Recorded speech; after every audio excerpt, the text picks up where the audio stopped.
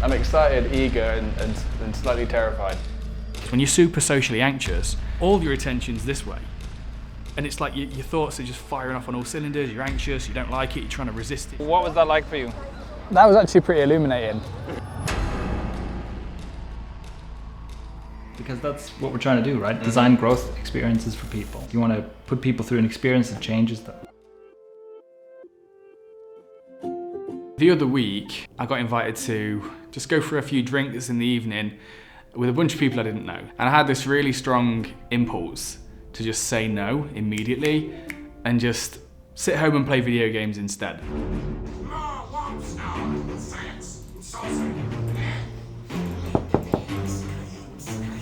You want to come to party night?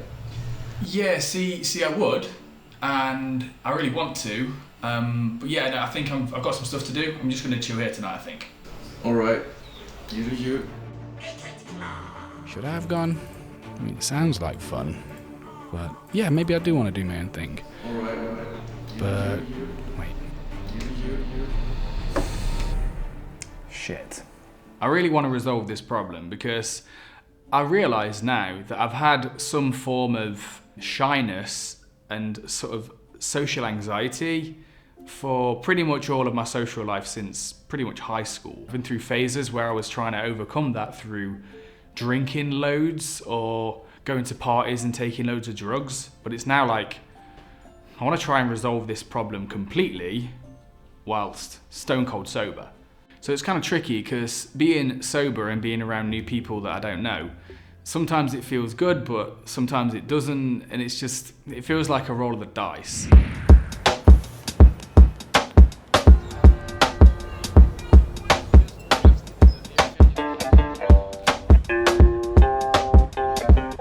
So what's on your mind?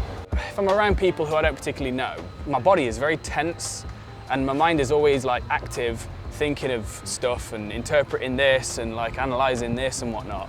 It manifests itself as not really feeling comfortable in social situations. And it's been with me for just so long that it's just become normal. I got invited by a flatmate to do some South American Latin dance meetup. And I turn up and basically everyone knows how to dance but me, pretty much. Right. I'm like the beginner there. And I just felt this like real anxiety and it caused me to be very smiley and very happy and very like nervous energy kind of thing. And I just didn't feel good. And maybe I'm being too hard on myself. You know, you go dancing for the first time, maybe you are feeling a bit nervous and stuff. But either way, right, it's a problem that I'd like to overcome. On the one hand, it seems like you're playing it off a little bit. Oh, it's not that bad, you know, don't worry about it. It's almost like you're telling me I have a problem. It's not a problem, don't worry about it, right? Yeah. But like, clearly, there's something that you feel like you're missing or that you want.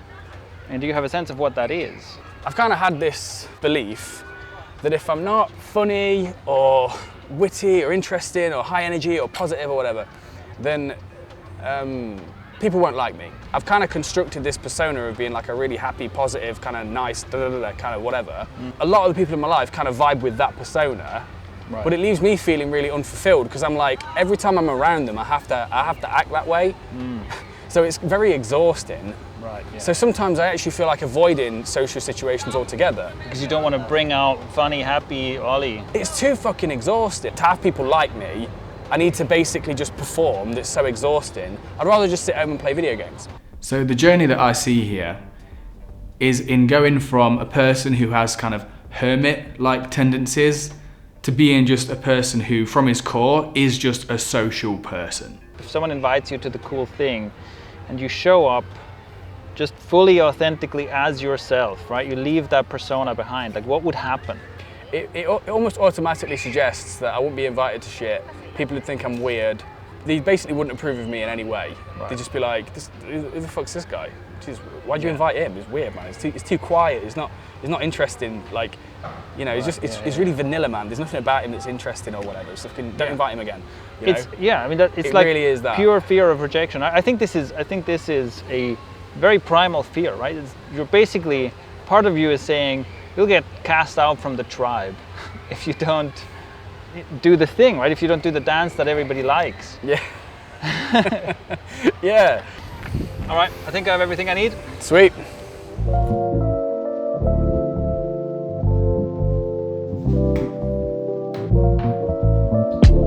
So what happened between you and Ollie in the park? What seems to be the real problem? He has gone into the habit of putting on a persona when he interacts with other people.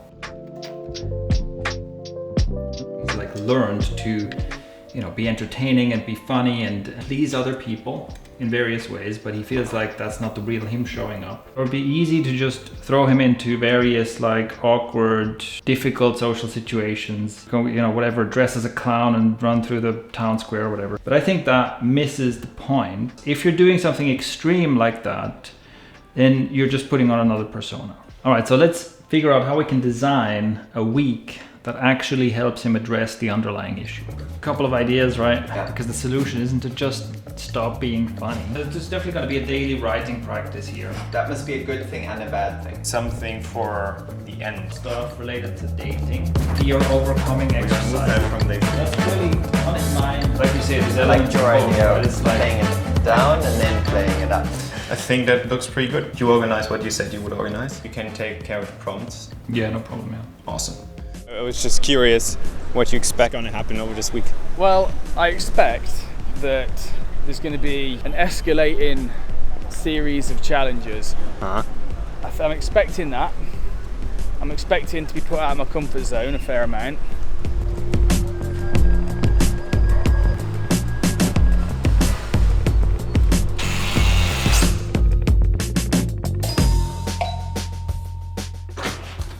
Ollie, Yo, I'll walk you through what we're gonna do this week with you. let's get stuck in. Basically gonna put you through a gauntlet of exercises pretty much. Today is gonna be pretty intense, all right? We're gonna do 2 exercises here, then you're gonna go out, do another exercise there.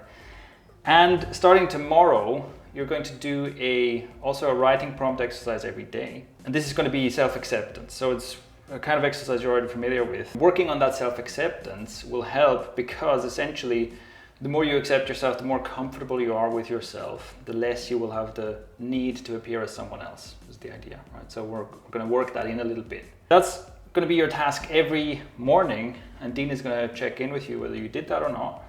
That's kind of like the background process. And then we have daily challenges of other kinds. All right. Today, we've got 3 today. The other days will be a bit less intense, but there's one more thing, which is this, which you take with you and you open that up tonight. That is one task for you for Friday. Right. And this might take several days to prepare, but this is essentially what the whole thing culminates in. Okay. So I'll take that with me and Yeah. I can open it tonight, but then the goal is to get this done by Friday. Exactly. Okay, cool. I can do that. You'll arrive at being able to do this feeling different than you felt so far. I'm excited, eager, and slightly terrified, which is, Good. I think is a good combination. That's the right attitude. We've identified the problem that you kind of put on a persona in social settings and you don't want to do that.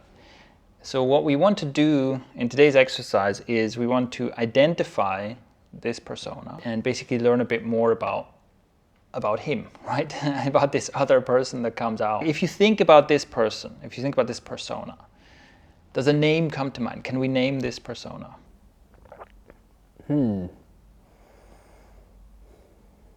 James. James, okay. So in social settings, James comes out and does his thing and you're exhausted afterwards, right? Does that sound right? Yeah, pretty much. Okay, so let's learn a bit more about James. Take a moment to just write down some characteristics about James, right? James does this, James likes that, James believes this, whatever comes to mind. Just spend like a few minutes writing about that. All right.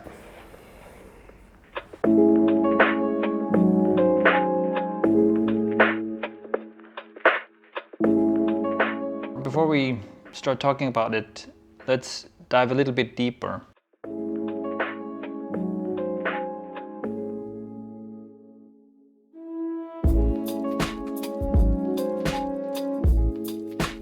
Do you feel like you have a clearer picture of who James is? Yeah. I do, actually. Can you share with me a few things that you maybe learned about James? He's like a chameleon.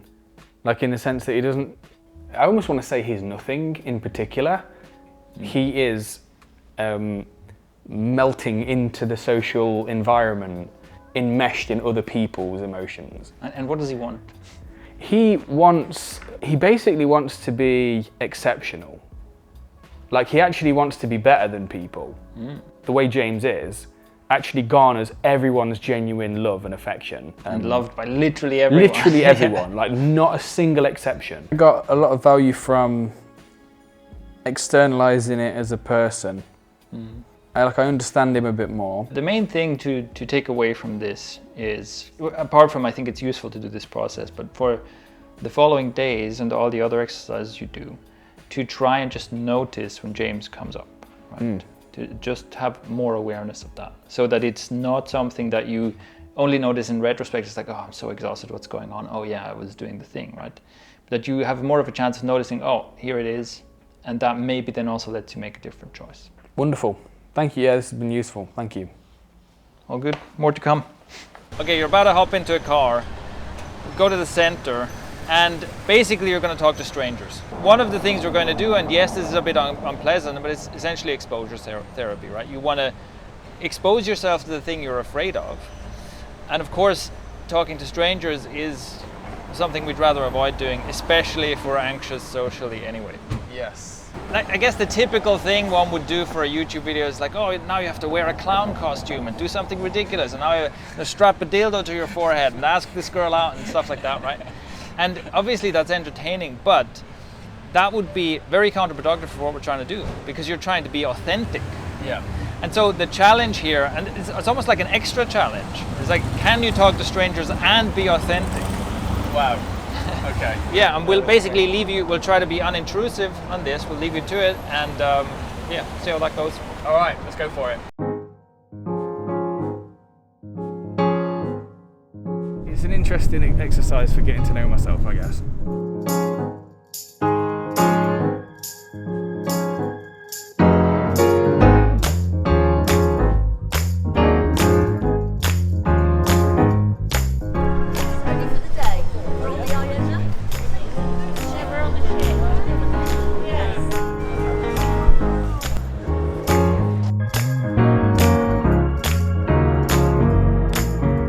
Yeah, so there was a few women that just walked past, and they came past, and like I noticed like an actual curiosity came up. Like I saw one and I thought, oh, she looks Italian, but then I saw the other two and I was like, they don't look Italian. So I was like, oh, where are they from? And they were like literally here, and I was just like, excuse me, where are you guys from?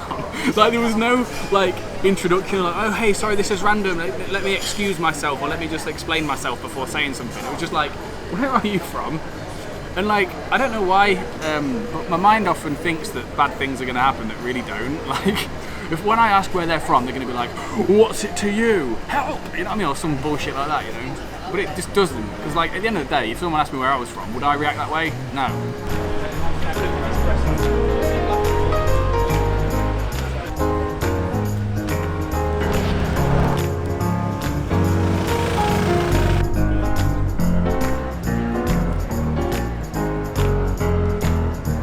The rejection kind of stung earlier because I was like, yeah, actually, really, I'm curious about this person. She was like, I've got somewhere to be, sorry. Walks off, and I'm just like, huh, I was being authentic.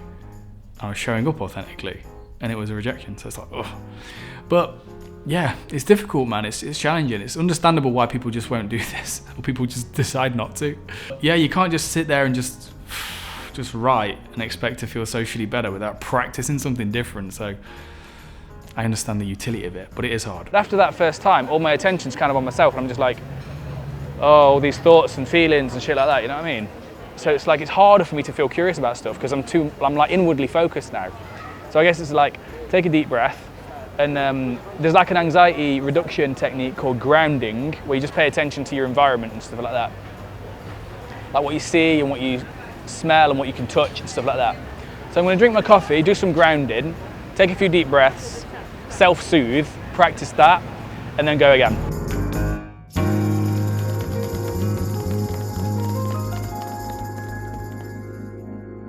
I was really nervous the first time. It's the authentic thing again. I can perform, no problem. Easy, actually. But it's the authentic part that I struggle with. Day two? Yeah, day two. We did the exercises yesterday. Let's see what we've got in store for me. Oh. Good morning. Hey, mate. Have you done your self-acceptance exercise? I have not. Well, I can't let you in until you do. So I could just do them right here. Wherever you want, but I just can't let you in yet till you get that done. All right. Bing. Position of power. Abusing it. All right.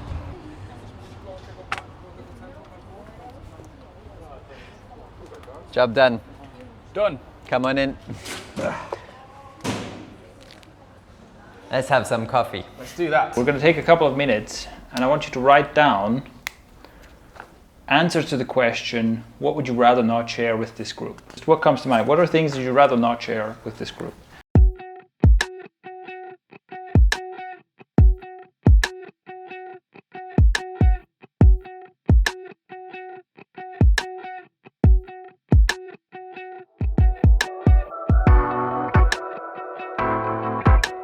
The next step is you pick one of these things and you share it with the group, obviously. Now, the idea here is to be vulnerable. Essentially, when you feel like I would rather not share this, that means that it feels vulnerable to do it. Choose something that you're uncomfortable with, but not too uncomfortable, right? So you don't have to, if you wrote about something that you want to take to your grave, you can do that, right? You don't have to share it with us.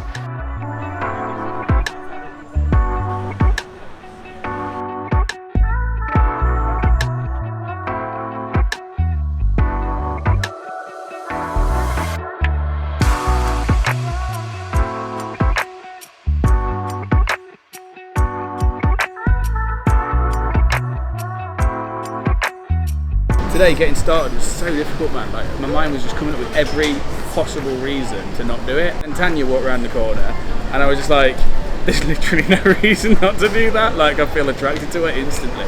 And I just like, oh God. Sometimes reality just gives you fucking nowhere to move.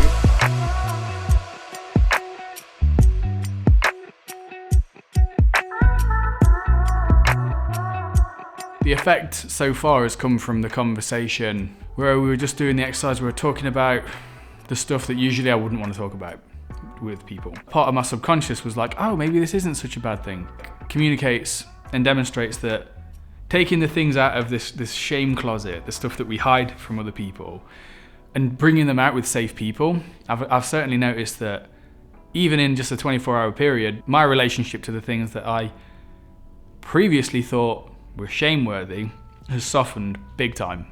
So we've had you be like socially active. Yeah. But the other thing that we want to address in this next challenge is overcoming the need to participate and to fill the space if there's silence and stuff like that. We're basically just going to go hang out with some friends.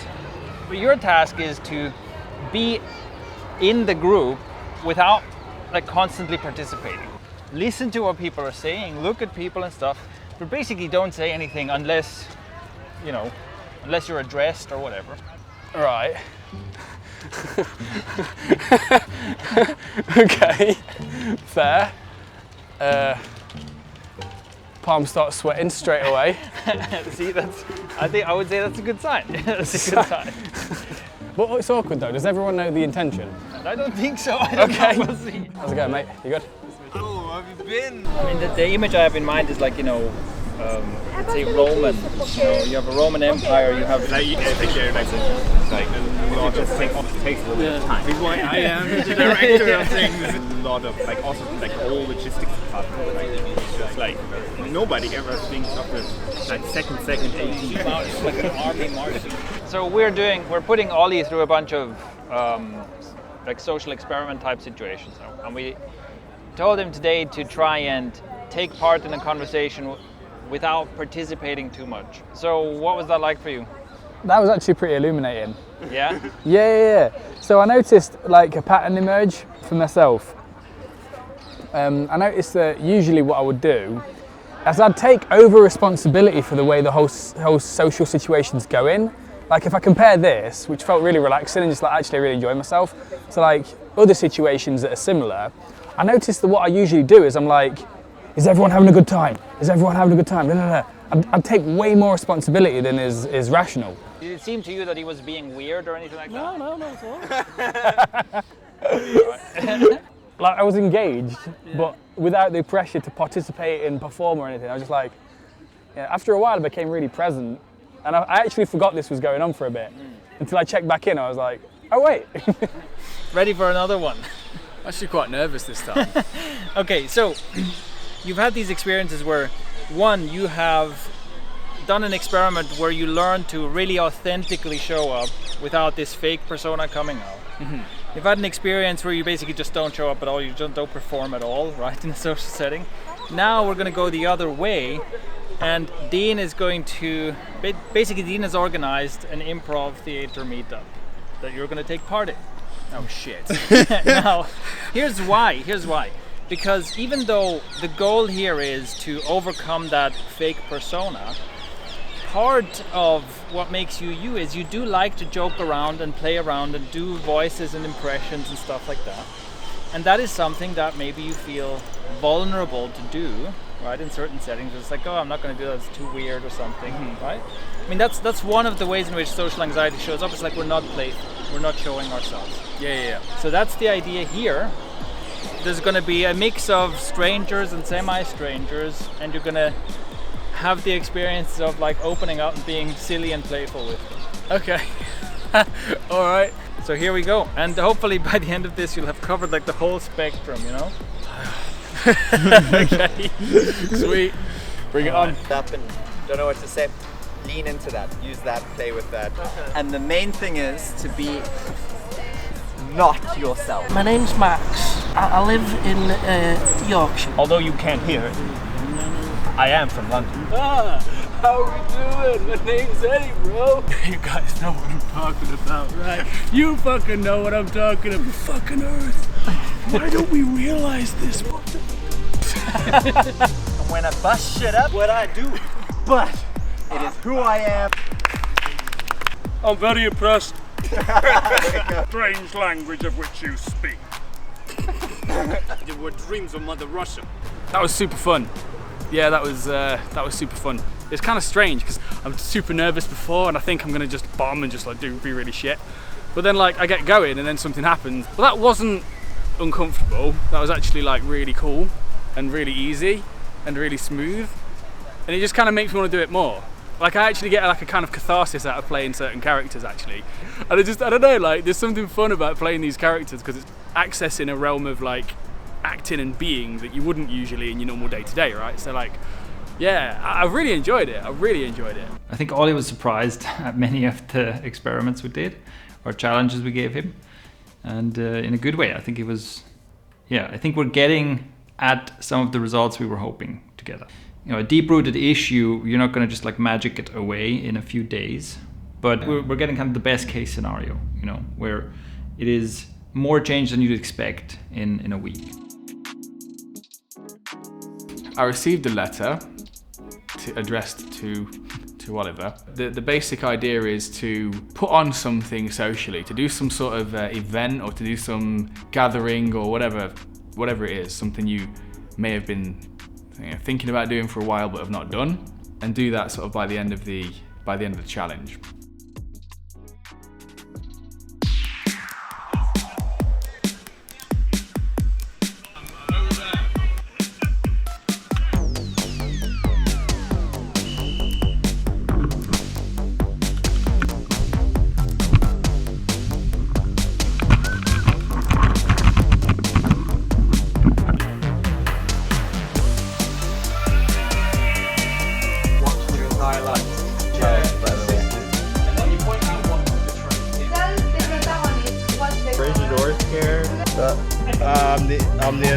So we actually went through that, and there was like about 10 people there at my little apartment, and it was great.